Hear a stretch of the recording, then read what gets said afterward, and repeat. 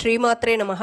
నిన్నటి వీడియోలో నిజారుణ ప్రభాపూర మజ్జద్బ్రహ్మాండ మండల అనే నామం ద్వారా అమ్మవారి యొక్క కాంతి గురించి తెలుసుకున్నాం.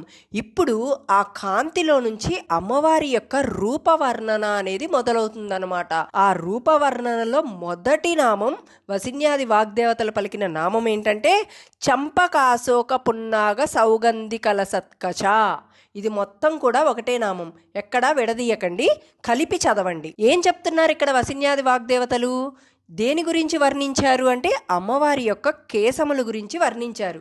చూడండి, వేదాలలో ఏం చెప్తారంటే దేవతల్ని పూజించేటప్పుడు పాదాల నుండి పూజిస్తాం.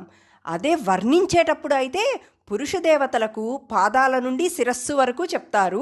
శ్రీదేవతలకు వచ్చేసరికి శిరస్సు నుండి పాదాల వరకు వర్ణించుకుంటూ చెప్పాలి అనే ఒక నియమం అనేది ఉందన్నమాట. చూడండి, ఇక్కడ ప్రతి దేవతకు కూడా ఒక తత్వం ఉంటుంది. అందులో పురుష దేవతలు అంటే బ్రహ్మ విష్ణు మహేశ్వరులు లాంటి వారు, వీరందరూ కూడా సాక్షి తత్వం మరియు స్థిరమైన చైతన్యానికి ప్రతీకలన్నమాట.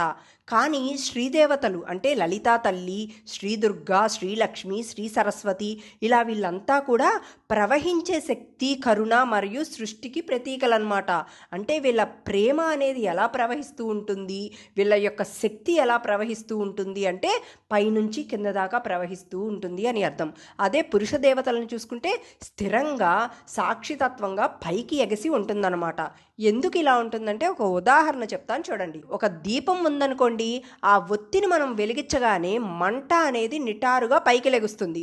అదే ఇక్కడ పురుషతత్వం, అది స్థిరంగా నిశ్చలంగా ఉంటుందన్నమాట. అంటే ఇదేం చేస్తుంది అంటే మన చైతన్యాన్ని కింద నుండి పైకి లేపుతుందన్నమాట. అంటే కుండలిని శక్తిలో చూసుకున్నట్లయితే మూలాధార నుండి సహస్రార వరకు పైకి లేపుతుందన్నమాట.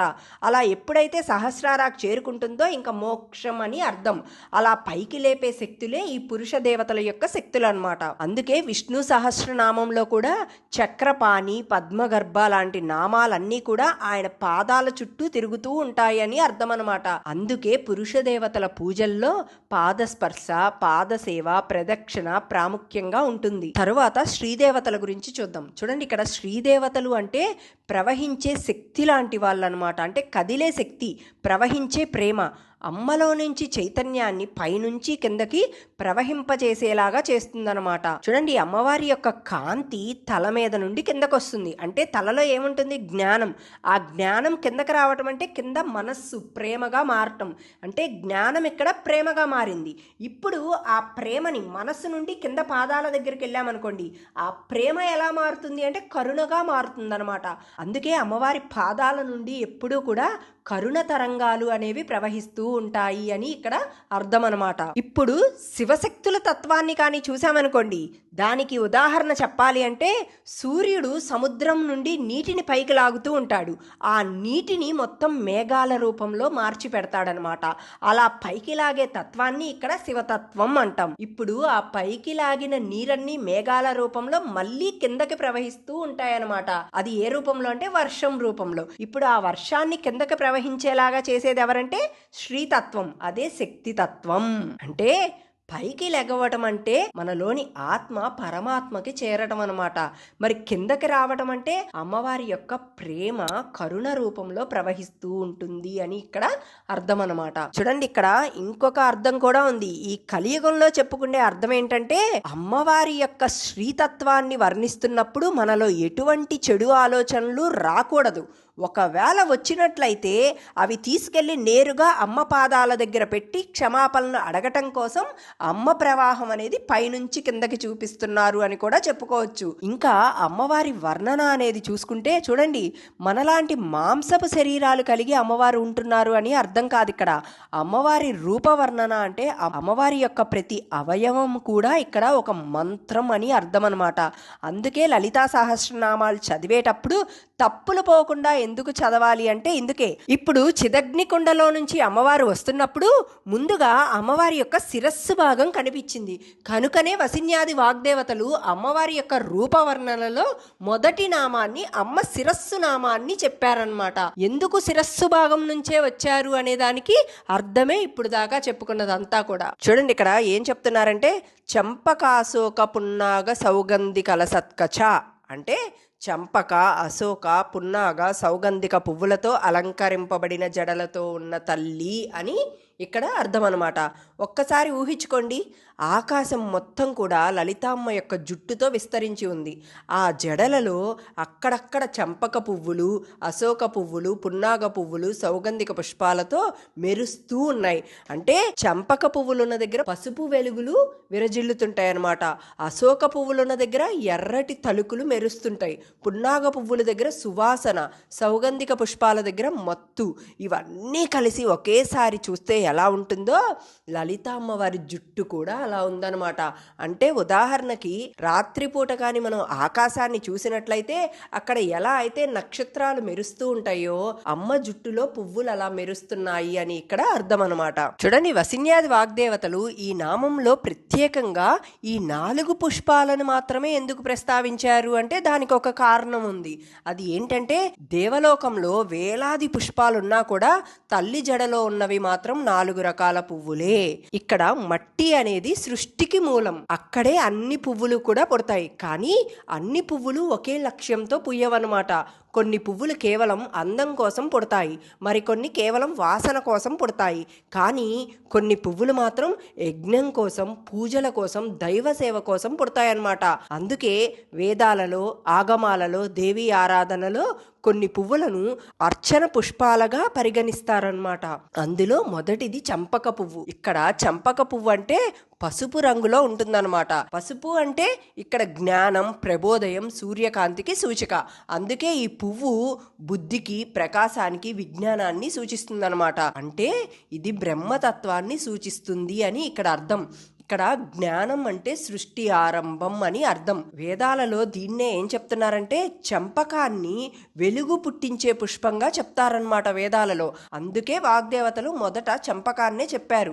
ఇక్కడ చంపకం అంటే ఏంటి అంటే జ్ఞానం. జ్ఞానం అంటే ఏంటంటే సృష్టి ఆరంభం అని అర్థం. ఇక్కడ చూడండి, ఉదాహరణకి రాత్రి మనం ఏ సమస్య గురించి ఆలోచించినా కూడా అది చాలా పెద్దగా భయంకరంగా అనిపిస్తుంది. కానీ తెల్లవారగానే అదే సమస్య కొంచెం చిన్నదిగా అనిపిస్తుంది. ఎందుకంటే సూర్యుడు ఉదయించాడు కాబట్టి మన మనసు కూడా ప్రకాశిస్తుంది. ఆ కాంతి మనలో కూడా వచ్చినప్పుడు మనలోని జ్ఞానం కూడా అలానే వెలిగి మన బాధల్ని తగ్గించేలాగా చేస్తుందన్నమాట. అందుకే ఇక్కడ జ్ఞానం అనేది మనసులోని సూర్యోదయం లాంటిది.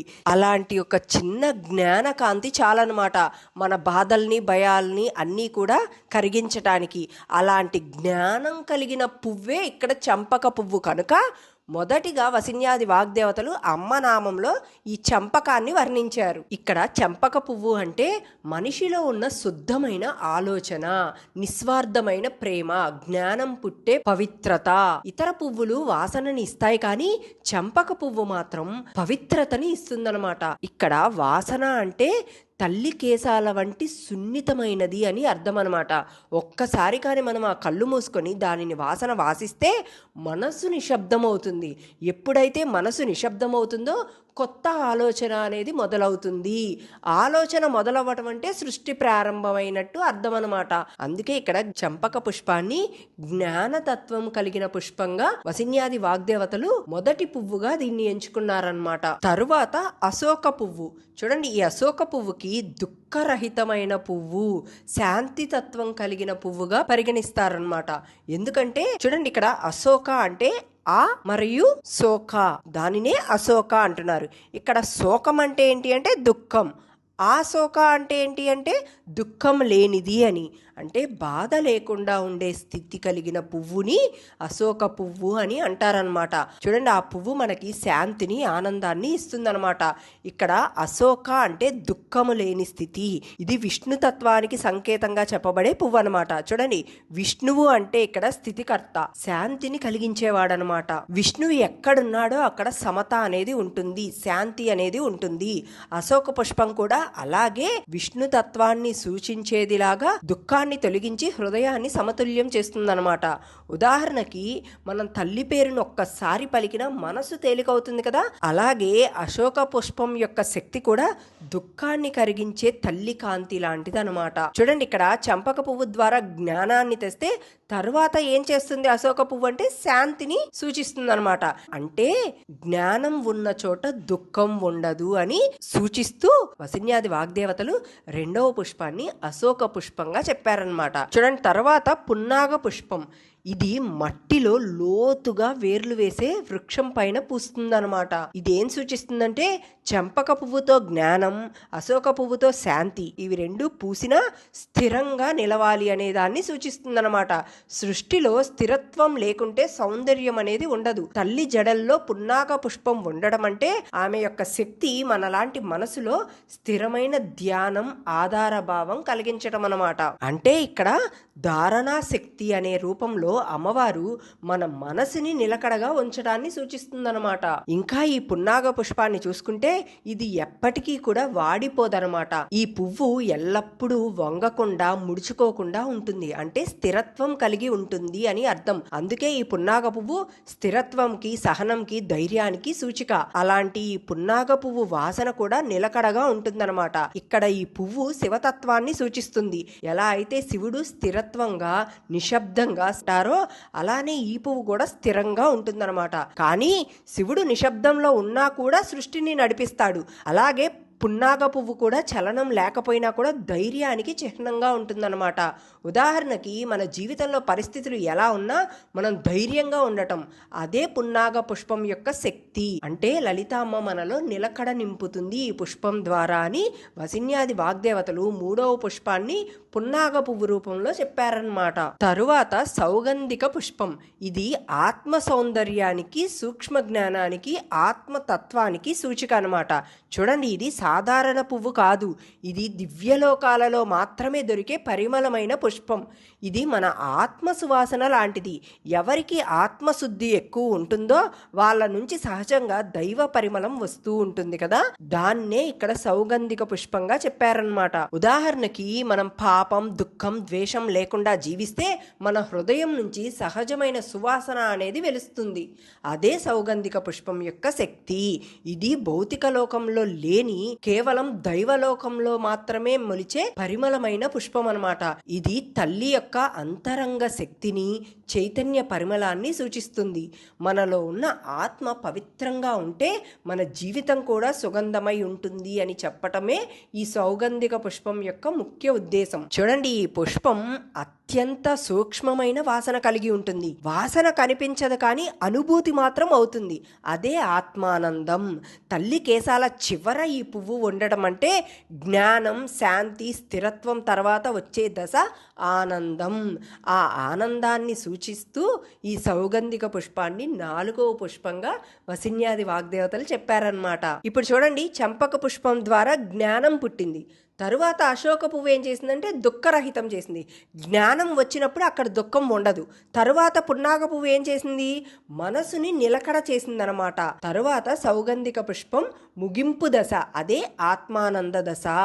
ఈ 4 దశలని వసిన్యాది వాగ్దేవతలు చక్కటి పుష్పాల రూపంలో అమ్మవారి యొక్క జడలో పెట్టి చూపించారనమాట మనకి. ఇంకొకటి గమనించినట్లయితే అమ్మని అంటే శ్రీదేవతల్ని ఎందుకు పైనుంచి కింద దాకా పూజిస్తారు అంటే ఇందుకే, జ్ఞానం పుడితే కానీ మనకి ఆనందం రాదు. అలా మన ఆత్మానందం జరగాలి అంటే అమ్మ పాదాలని పట్టుకోవాలి. ఆ ఆత్మానందం ఎప్పుడు వస్తుందంటే జ్ఞానం పుట్టడం ద్వారా. అందుకని ముందు జ్ఞానం తెచ్చుకొని తర్వాత ఆత్మానందాన్ని పొందాలి. అందుకని మొదట అమ్మ శిరస్సు నుంచి వర్ణన అనేది మొదలై పాదాల దగ్గర ఆగుతుంది అని ఈ నామం ద్వారా వసిన్యాది వాగ్దేవతలు తెలియజేస్తున్నారనమాట. ఎందుకు ఈ 4 పుష్పాలను ఎంచుకున్నారు అంటే సృష్టి, ధ్యానం, జ్ఞానం, మోక్షం అనే ఈ 4 దశలని కూడా సూచిస్తుంది ఈ నామం అనేది. ఇక్కడ తల్లి జడలో పువ్వులంటే మన హృదయంలో పూసే చైతన్యపు పుష్పాలు అని అర్థం అనమాట. ఇంకా ఈ 4 పుష్పాలు కలిస్తే బ్రహ్మ, విష్ణు, శివ శక్తి అనే 4 దివ్య తత్వాలను కూడా సూచిస్తున్నాయన్నమాట. అందుకే వాగ్దేవతలు వేరే పుష్పాలు చెప్పకుండా ఈ 4 పుష్పాలని చెప్పారు. చూడండి, ఇక్కడ బ్రహ్మ అంటే సృష్టి, విష్ణు అంటే స్థితి, శివ అంటే లయ, శక్తి అంటే చైతన్యం అనే అనే విశ్వాన్ని నడిపే 4 మూలాధారాలని అమ్మవారి యొక్క 4 పుష్పాల రూపంలో వసిన్యాది వాగ్దేవతలు చెప్పారనమాట. చూడండి, ఇక్కడ ఎవరైనా పువ్వులు ఎందుకు పెట్టుకుంటారు అంటే వాళ్ళ యొక్క జుట్టుకి పరిమళాన్ని తెస్తాయని. కానీ అమ్మవారి జుట్టుకి వేరే సుగంధాలు అవసరమా ఇక్కడ? మరి ఎందుకు పుష్పాలను పెట్టారు అంటే చూడండి, ఇక్కడ పుష్పాలకే సుగంధాలు అవసరమయ్యి అమ్మ కుప్పులోకి జారతానని ఎగబడుతున్నాయన్నమాట. ఇవన్నీ కూడా ఇంద్రుడి యొక్క తోటలో పూసే పరిమళమైన పువ్వులన్నమాట. వీటిల్ని సాక్షాత్తు ఆ దేవతలే వెళ్ళి కోసుకుంటూ ఉంటారు. అలా దేవతలు వెళ్ళి కోస్తున్నప్పుడు ఆ పువ్వులన్నీ కూడా నన్ను కొయ్యి అని వెంబట పడుతూ ఉంటాయన్నమాట. ఎందుకు అంటే ఆ పుష్పాలకి సుగంధాలు అవసరమయ్యి అమ్మ కుప్పలో చేరటానికి. మనలాంటి మాంసపు శరీరాలకి జుట్టుకి సుగంధాల కోసం పువ్వుల్ని పెట్టుకుంటే ఇక్కడ అలాంటి పుష్పాలే వాటికి సుగంధాలు అవసరమయ్యి అమ్మ కేశముల్లో చేరాయన్నమాట. అది ఇక్కడ దీని అర్థం. ఇంకా ఈ చంపకాశోక పున్నాగ సౌగంధి కలసత్కచ అనే నామం ద్వారా లోతైన రహస్యం దాగి ఉందన్నమాట. అది ఏంటంటే చూడండి, మనం సాధారణంగా అమ్మవారికి ఈ పూజ చేస్తే ఈ మోక్షం వస్తుంది, ఆ పూజ చేస్తే మోక్షం వస్తుంది అనుకుంటా రకరకాలుగా కష్టపడుతూ ఉంటాం. కానీ జాగ్రత్తగా ఇక్కడ గమనించినట్లయితే మోక్షానికి చేరటానికి మధ్యలో స్వర్గ నరకాలు అనేవి ఉంటాయి. అవి దాటితే కానీ మోక్షం రాదు. మరి అవి దాటాలి అంటే అక్కడ స్వర్గంలో చూస్తే దేవతలు పర్వాలేదు, మరి నరకం అంటే అక్కడ యముడు. ఆ యముడికి అమ్మవారి యొక్క జుట్టుకి ఇక్కడ ఒక సంబంధం అనేది ఉంది. అదేంటంటే అమ్మవారి యొక్క కాంతులతో రకరకాల దేవతల్ని సృష్టించారు. అలా అమ్మవారి యొక్క జుట్టు కాంతి నుండి వచ్చిన దేవత ఎవరు అంటే యముడు అన్నమాట. ఆ యముడు ఎవరు ఇక్కడ అంటే నరకానికి అధిపతి. ఇక్కడ యముడు అనగానే మనకు భయం వేస్తుంది కదా, కానీ యముడు భయానికి ప్రతీక కాదు, నియమానికి మాత్రం ప్రతీక. అంటే యముడు అనేది యమదాత, అంటే స్థిరమైన నియమం ఏర్పరిచే శక్తి అని అర్థం. ప్రతి సృష్టిలో 2 దశలు ఉంటాయి. అదేంటంటే ఒకటి సృష్టి, మరొకటి లయం. లయం లేకుండా సృష్టి పూర్తి కాదు. అందుకే తల్లి జుట్టు నుండి వెలువడిన ఆ ఎర్రటి కాంతి సృష్టికి సరిహద్దు, క్రమం, లయ ఇవ్వడానికి యముడి రూపంలో ప్రకాశించారనమాట. ఇక్కడ చూడండి, మనం జుట్టు అంటే బయటికి అందం అని భావిస్తాం, కానీ ఆధ్యాత్మికంగా కచ అంటే ఇక్కడ సృష్టి తంతువులు అనమాట. అంటే ప్రతి రోమం కూడా ఇక్కడ ఒక రేఖ అనమాట. అలా ప్రతి రేఖ కూడా ఒక శక్తి. ఆ రేఖలలో కాంతి ప్రవహించినప్పుడు సృష్టి క్రమం ఏర్పడుతుంది అని ఇక్కడ అర్థం. చూడండి, ఇక్కడ తల్లి జుట్టులోని ఎర్రటి కాంతి ఏదైతే ఉందో అది రసం, జీవం, కాలం అనే 3 శక్తులను ప్రసవించింది. వాటిలో కాలం అనే శక్తియే ఇక్కడ యమతత్వం. అంటే యముడు అనేది తల్లి యొక్క కాంతిలోని కాల ప్రవాహం అని అర్థం అనమాట. ఒక చక్కటి ఉదాహరణ చెప్తాను చూడండి. ఒకసారి బ్రహ్మ, విష్ణు, మహేశ్వరులు లలితా తల్లిని ప్రశ్నించారంట. ఏమని అంటే, అమ్మా, నీ సృష్టి అంతా కూడా వెలుగు, ఆనందం, ప్రేమతో నిండి ఉంటుంది. మరి ఈ మరణం అనే భావన ఎందుకు సృష్టించావు తల్లి అని అడిగారంట. అలా అడిగినప్పుడు అమ్మ చిరునవ్వుతో ఇలా చెప్తున్నారు, నియమం లేకుంటే సృష్టి గందరగోళం అవుతుంది నాయన. ఒక రోజు ముగియకుండా కొత్త ఉదయం పుడుతుందా అంటే అలానే మరణం లేకపోతే సృష్టి అనేది మొదలు కాదు. అందుకే తల్లి తన జుట్టులోని ఒక కాంతి రేఖను తీసి దానిని కాల రూపంలో ఆవిర్భవింపచేశారనమాట. అదే యమరూపం. ఇక్కడ యముడు అనేది మరణం కాదు, పునరావృత్తి వ్యవస్థ. రాత్రి సూర్యుడు అస్తమించినట్లే కాలం కూడా ఒక దశ అనేది ముగించి కొత్తగా మొదలవుతుందన్నమాట. అమ్మవారి కాంతి ఒకసారి ప్రకాశిస్తే దాని యొక్క నీడే ఇక్కడ యముడు రూపంలో అవుతుంది అని అర్థం అనమాట. చూడండి, ఇక్కడ అమ్మ జుట్టు కాంతి నుండి వచ్చిన యముడు పుట్టడం అనేది ఇక్కడ సృష్టి లయల యొక్క సమతుల్యానికి సంకేతం అన్నమాట. అందుకే అమ్మవారి జుట్టు అనేది ఇక్కడ కాల ప్రవాహానికి ప్రతీక. జుట్టు ఎలా కిందకి వాలుతుందో అలా శక్తి కూడా విశ్వం వైపుకి ప్రవహిస్తుంది. అమ్మవారి ప్రతి కేశం కూడా ఒక నది లాంటిదే. ఆ నదుల్లో పుష్పాల సువాసన అంటే జ్ఞానం, శాంతి, ప్రేమ. అందుకే ఈ నామం మొదలైన చోట నుండే అమ్మవారి దివ్య రూపం కూడా ప్రారంభమవుతుంది. అమ్మ తలపై పువ్వులతో నిండిన జుట్టు అది కేవలం అందం కోసం కాకుండా అది సృష్టి ప్రవాహం కోసం అని అర్థం. ఆ ప్రవాహం మన జీవితంలోకి ప్రవహిస్తే మన మనసు కూడా పువ్వులలా వికసిస్తుంది అని ఇక్కడ దాని అర్థం అన్నమాట. అది చంపకాశోక పున్నాగ సౌగంధికల సత్కచ అనే నామానికి అర్థం. రేపు ఇంకొక నామం గురించి చెప్పుకుందాం. మీ అందరికీ కానీ నా వీడియోస్ నచ్చినట్లయితే లైక్ రూపంలో కానీ కామెంట్ రూపంలో కానీ నాకు తెలియచేయండి. ఇంకా నా ఛానల్ని సబ్స్క్రైబ్ చేసుకోండి. శ్రీమాత్రే నమః.